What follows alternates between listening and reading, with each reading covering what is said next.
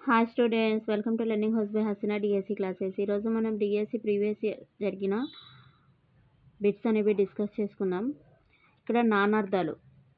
అర్ధి అంటే అసత్యవాది. నానార్థాలు అర్ధి అంటే అసత్యవాది. కళ, చదువు, శిల్పం. చంద్రుడిలో 16వ వంతు అన్నమాట. కళ అంటే చదువు, శిల్పం. చంద్రుడిలో 16వ వంతు. కుండలి, ఎలుక. కుండలి అంటే ఎలుక.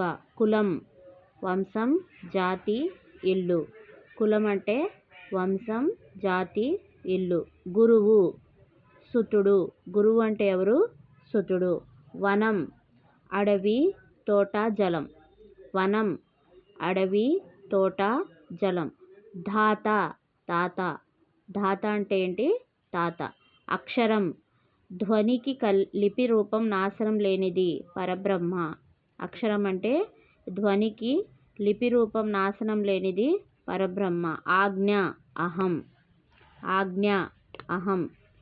అమృతం, నీరు, నెయ్యి, పాలు. అమృతం అంటే నీరు, నెయ్యి, పాలు. పృథ్వీ, అతిశయం. పృథ్వీ అంటే అతిశయం. అంబరం, ఆకాశం, వస్త్రం, దూది. అంబరం, ఆకాశం, వస్త్రం, దూది. దాహం, ఆకలి. దాహం, ఆకలి. పాలు, క్షీరం. పాలు, క్షీరం. కందరము, గుహ, అంకుశం. కందరము అంటే గుహ, అంకుశం. ఇక్కడ సందులు చూడండి. జరగకేమి. జరగకేమి అనేది ఏ సంధి కిందకు వస్తుంది? అత్వసంధి. జరగకేమి, అత్వసంధి. బలివెట్టి, గసడ దవాదేశ సంధి. బలివెట్టి, గసడ దవాదేశ సంధి. కపాలమొక్కటి, ఉత్వసంధి. కపాలమొక్కటి ఏ సంధి? ఉత్వసంధి. కపాలమొక్కటి అనేది ఉత్వసంధి. తాల్మి చేసి, సరళాదేశ సంధి. తాల్మి చేసి అనేది ఏ సంధి? సరళాదేశ సంధి. కర్తరి కర్మణి వాక్యాలను సంబంధించి సరైనది అన్నాడు.